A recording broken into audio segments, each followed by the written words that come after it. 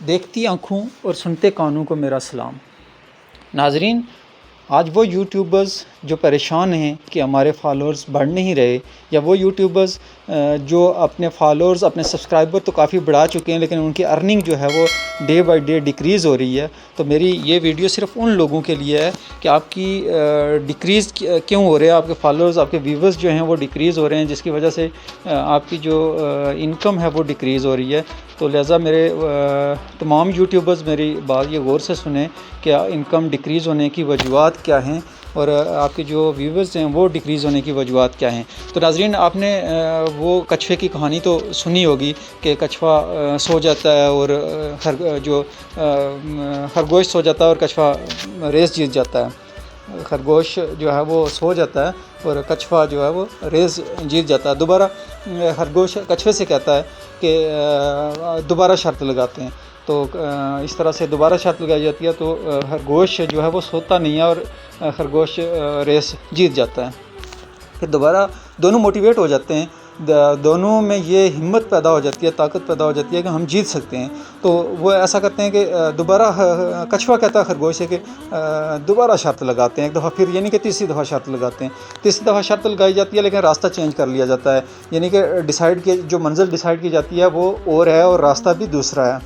تو جو ہی ریس لگتی ہے، تھوڑا آگے جاتے ہیں تو ایک ندی آ جاتی ہے، ندی میں خرگوش رک جاتا ہے ڈیفینیٹلی، کیونکہ پانی ہے، پانی میں خرگوش آگے نہیں چل سکتا، تو اس وجہ سے کچھوا آگے چلا جاتا ہے اور منزل پہ پہنچ جاتا ہے اور کچھوا ریس جیت جاتا ہے۔ اس طرح سے تیسری دفعہ جب کچھوا جو ہے وہ ریس جیت جاتا ہے تو وہ سوچتے ہیں کہ اب چوتھی دفعہ پھر انہوں نے یہی پلان کیا کہ وہی منزل وہی راستہ وہی اور شرط لگائی جاتی ہے، لیکن اسٹریٹجی چینج کر لی جاتی ہے۔ اسٹریٹجی اب یہ اپنائی جاتی ہے کہ زمینی راستے پہ جو خرگوش ہے اس کے اوپر کچھوا ہوگا، جبکہ جو ندی کا راستہ ہے اس پہ کچھوے کے اوپر خرگوش بیٹھا ہوگا، تو دونوں منزل پہ اور شرط سیم ہوگی۔ اس طرح دونوں منزل پہ پہنچ جاتے ہیں۔ ڈیفینیٹلی خرگوش بڑی اسپیڈ کے ساتھ دوڑتا ہے، لیکن جب ندی آ جاتی ہے رک جاتا ہے۔ تو جب زمینی راستہ ہے وہ خرگوش کے اوپر کچھوا مزے لے رہا ہوتا ہے اور کچھوا بھی آگے بڑھ رہا ہوتا ہے، خرگوش بھی آگے بڑھ رہا ہوتا ہے۔ اسی طرح ندی کے راستے پہ جب خرگوش کچھوے کے اوپر ہوتا ہے تو کچھوا بھی جو ہے وہ آگے بڑھ رہا ہوتا ہے، خرگوش بھی آگے بڑھ رہا ہوتا ہے۔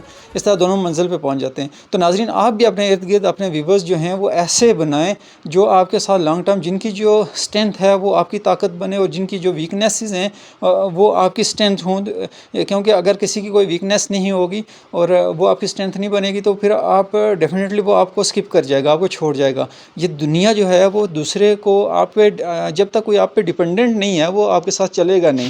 تو لہٰذا کسی کو اپنا ڈیپینڈنٹ بنائیں اور خود بھی کسی کا ڈیپینڈنٹ ہونے پہ خوشی محسوس کریں، کیونکہ جب آپ کسی کو فائدہ پہنچائیں گے تو آپ کو قدرتی طور پر اللہ تعالیٰ کی ذات جو ہے وہ آپ کو فائدہ پہنچائے گی۔ تو لہٰذا آپ کی جب نیت یہ ہوگی کہ میں نے دوسروں کو فائدہ پہنچانا ہے تو ڈیفینیٹلی آپ کو بھی فائدہ پہنچے گا۔ جب آپ کسی کی ویڈیو ویوز کرنا مناسب نہیں سمجھتے، جب آپ کسی کو سبسکرائب کرنا مناسب نہیں سمجھتے، تو پھر کوئی آپ کو کیوں کرے گا؟